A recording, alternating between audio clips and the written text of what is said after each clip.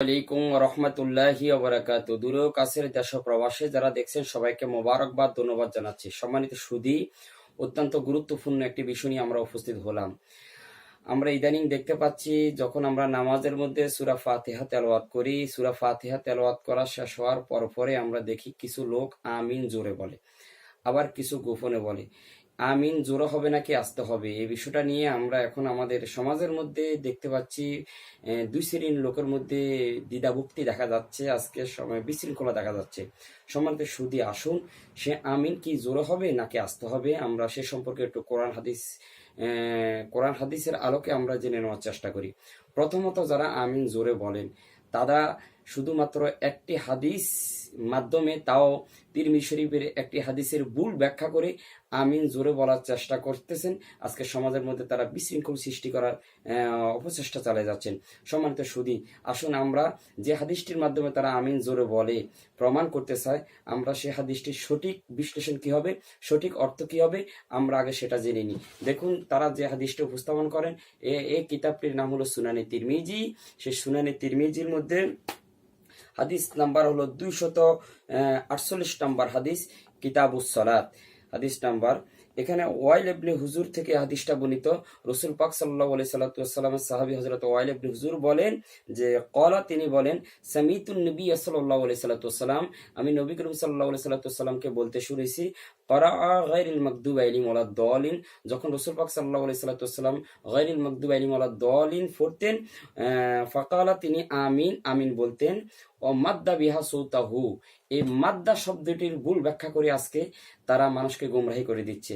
আসুন, তারা মাদ্দা শব্দের শাব্দিক অর্থ করে, মাদ্দা শব্দের অর্থ হলো উঁচু করা, আওয়াজ করা, অথচ নয়। মাদ্দা শব্দের অর্থ কখনো উঁচু হবে না। মাদ্দা শব্দের শাব্দিক অর্থ হলো টেনে ফরা।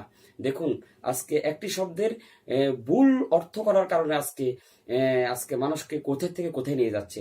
মাদ্দা শব্দের শাব্দিক অর্থ উঁচু করা নয়, রফা শব্দের অর্থ উঁচু করা। এখানে মাদ্দা শব্দের অর্থ হলো টেনে ফরা। নবীজি যখন ওয়ালাদ দালিন বলতেন, তখন আমিন শব্দটা এটা গোপনে টেনে ফোরতেন। এখানে হাদিসের মূল অর্থ হবে টেনে ফরা, মাদ্দা শব্দের অর্থ কখনো উচ্চ হবে না। তাহলে এই হাদিসের মাধ্যমে যে তারা মানুষের সাথে প্রতারণা করতেছেন, মানুষকে ধোঁকা দিচ্ছেন, সেটা সুস্পষ্ট প্রমাণিত হয়ে গেল। মাদ্দা শব্দের অর্থ কখনো উঁচু হবে না। মাদ্দা শব্দের অর্থ হলো টেনে ফরা, গোপনে গোপনে টেনে ফরাকে মাদ্দা বলা হয়। মাদ্দা বিহা সৌতাউ, নবীজি গোপনে আমিনকে টেনে ফোরতেন, এই হাদিসের মূল ব্যাখ্যা। এখন আসুন, আমিন গোপনে পড়তে হবে, তার প্রমাণ কি? প্রথমত আমরা আল্লাহর কোরআন দ্বারা প্রমাণ করব। দেখুন, যে কালামুল্লাহ শরীফ কেউ অস্বীকার করতে পারবে না, সে কোরআনুল কারিমের মধ্যে কি বলে, আমিন কি জোরে বলবো নাকি আস্তে বলবো। এর আগে আমরা একটি জিনিস জেনে নিব, আমিন শব্দের শাব্দিক অর্থ হলো কবুল করা। সহিহ বুখারীতে রয়েছে, আমিন শব্দটি হলো দোয়া। আমিন শব্দটি হলো দোয়া। এখন সে দোয়া কিভাবে পড়তে হবে, দোয়া কিভাবে আল্লাহর দরবার করতে হবে, আমরা আসুন কোরআনুল কারিমের মধ্যে একটু দেখি। কোরআনুল কারিমের 8ম পারা সূরাতুল আরাফ 55 নম্বর আয়াতের মধ্যে আল্লাহ পাক বলেন, উদউ রাব্বাকুম, উদউ রাব্বাকুম, যে তোমরা তোমাদের প্রভুর নিকট প্রার্থনা করো। উদউ রাব্বাকুম, তোমরা তোমাদের প্রভুর নিকট প্রার্থনা করো, তাদাররুআন, বিনয়ীভাবে, অখুফিয়াতান, এবং কি গোপনভাবে। তোমরা তোমাদের প্রভুর নিকট আল্লাহর দরবারে প্রার্থনা করো গোপনভাবে এবং বিনয়ীভাবে। তাহলে দেখুন, এখানে আমিন শব্দটি যেহেতু দোয়া, সেহেতু আমিন দোয়া গোপনে পড়তে হবে এবং কি বিনয়ীভাবে পড়তে হবে, সেটা আল্লাহর কোরআন দ্বারা প্রমাণিত হয়ে গেল। 1 নাম্বার দলিল গেল। 2 নাম্বার দলিল, আমিন যে আস্তে পড়তে হবে, তার 2 নাম্বার প্রমাণ সহিহ বুখারী শরীফ 1ম খণ্ড, সহিহ বুখারী শরীফের 1ম খণ্ড, কিতাবুল আযান, হাদিস নাম্বার হলো 780 নম্বর হাদিস। এই হাদিসটি হযরতে ওয়াইল ইবনে হুজুর থেকে বর্ণিত। হযরতে আবু হুরায়রা, রাসূলের সাহাবী হযরতে আবু হুরায়রা রাদিয়াল্লাহু তাআলা আনহু থেকে হাদিসটি বর্ণিত। তিনি বলেন, ক্বালা রাসূলুল্লাহ সাল্লাল্লাহু আলাইহি ওয়াসাল্লাম, নবী করিম সাল্লাল্লাহু আলাইহি ওয়াসাল্লাম বলেন, ইজা আম্মানাল ইমামু, যখন ইমাম আমিন বলবে, ফা আমিনু, তোমরাও আমিন বলো, ফা ইন্নাহু মান ওয়াফাকা তামিনুহু তামিন আল মালাইকা, যার আমিন বলা ফেরেশতাদের আমিনের সাথে মিলে যাবে, গুফিরা লাহু মা তাকাদ্দামা মিন যামবিহি, তার পূর্বের গুনাহগুলো মাফ করে দেওয়া হবে।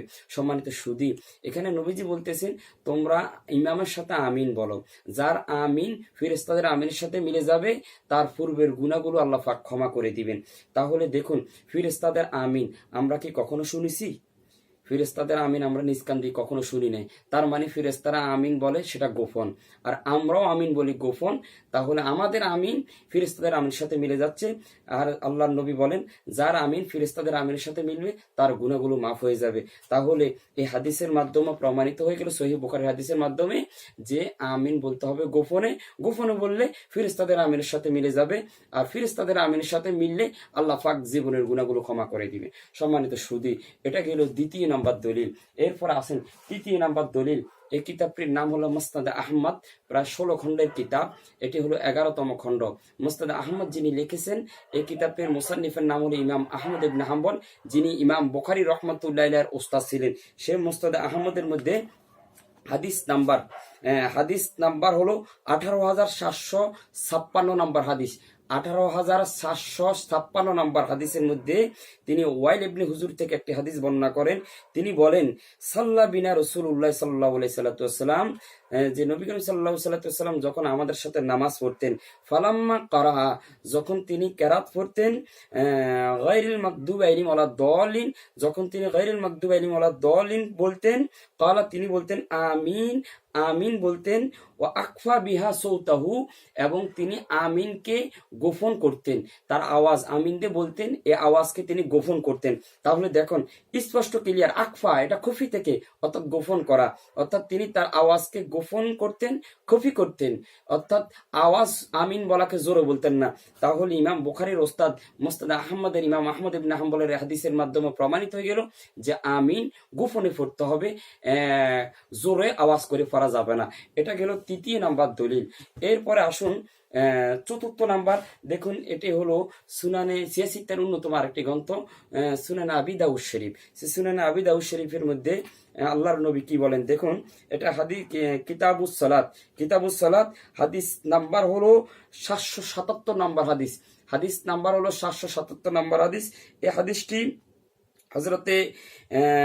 হযরতে হাসান রাদিয়াল্লাহু তাআলা আনহু থেকে বর্ণিত। তিনি বলেন, ক্বালা সামুরাতা, তিনি সামুরা রাদিয়াল্লাহু তাআলা আনহু থেকে বর্ণনা করেন।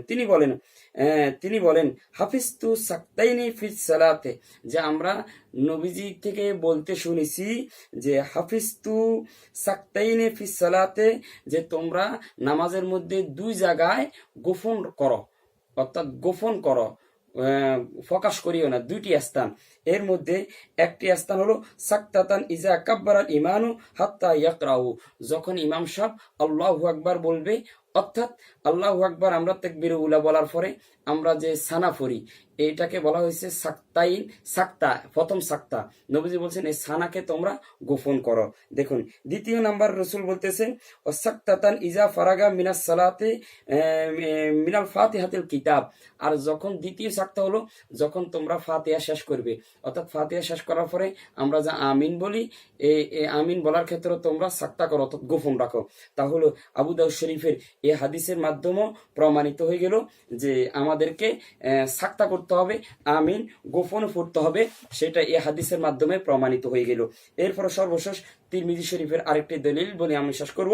তিরমিজি শরীফের মধ্যে রয়েছে, তাও হাদিস না, রসুল পাক কিতাবুস সালাতের মধ্যে রসুল পাক সাল্লাল্লাহু আলাইহি সাল্লাম বলেন, গায়রিল মাগদুবি আলাইহিম ওয়ালাদ-দাল্লিন, যখন তোমরা আমিন বলবে, ফাকালা আমিন, যখন তোমরা আমিন বলবে, খাফাজা বিহা সৌতাহু, তোমরা তোমাদের আমিন বলাকে নিচু করো, ছোট করো। তাহলে সুনানে তিরমিজির এই হাদিসের মাধ্যমে প্রমাণ হয়ে গেল আমিন জোরে বলতে হবে। সম্মানিত সুধী, তিরমিজি শরীফের একটি হাদিস দিয়ে আজকে তারা আমিন জোরে বলা নিয়ে আজকে আমাদের সমাজের মধ্যে ফিতনা সৃষ্টি করে দিচ্ছেন, অথচ কোরআন, সহিহ বুখারী, আবু দাউদ শরীফ, তিরমিজি শরীফ, মুসনাদ আহমদের মাধ্যমে সবগুলো হাদিসের মাধ্যমে প্রমাণিত হয়ে গেল আমিন আস্তে বলতে হবে, গোপনে বলতে হবে, এবং কি এটা সুন্নতে রাসূল ওই অনুযায়ী আমল করতে হবে। আল্লাহ পাক আমাদেরকে সঠিকভাবে আমল করার, কিতাবের উপর, কোরআনের উপর, হাদিসের উপর আমল করার তৌফিক দান করুক, এবং সবাইকে বুঝার সেই অনুযায়ী চলার তৌফিক দান করুক। ওমা আইলাইনি ইল্লাল বালাগ। আসসালামু আলাইকুম ওয়া রাহমাতুল্লাহি